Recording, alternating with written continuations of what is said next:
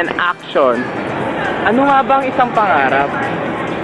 The things that you can see or the things that you can get. Ano nga ba talagang pangarap mo? Tara, tanong tayo sa kanila.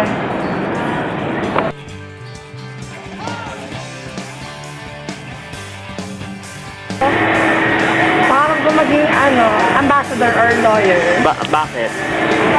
Ewan ko, ever since kasi bata ko, parang gusto ko ng yung mga foreign relations. Kaya akin akong course international studies eh. Ayun, ewan ko lang. Bakit? Thank you. Okay, housewife lang. Yun lang. Bakit housewife? Grabe. Parang, yun lang, naisip ko ng sarili ko as a great mom. Ang ganun lang. Ay lahat. Ano po ba ang tanong?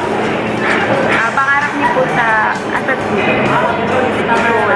Pangarap po namin makaabot ng third year.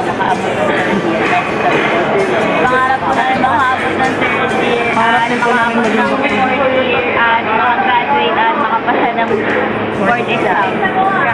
Tapos? Yes po. And magkaroon po ng successful trabaho. And mapagtayo po ng hindi po. Sana po magkakasawa pa rin po kami together.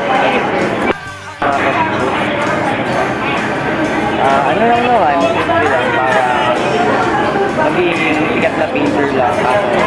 Nag-met ka lang. What made you have that idea po? Kasi sa family namin na maging painter. So, pinapakasaya ko na generation natin. Yun na nga, puro painter sa business na yung mga passion, yung mga outside. Kaya, gusto ko din maging ganun, pero ayaw lang. Ano magpangarap niyo? Siyempre, first, maging doktor. Kaya lang bago ko maabot yun, kailangan makuha muna natin yung ngayon, yung pagiging medtech natin. So, talagang pangarap ko is matapos yung pag-aaral.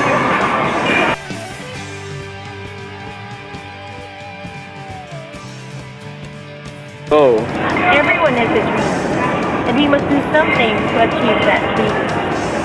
Ikaw, ano nga ba talaga ang pangarap mo? Ikaw, ano ba talaga ang pangarap mo?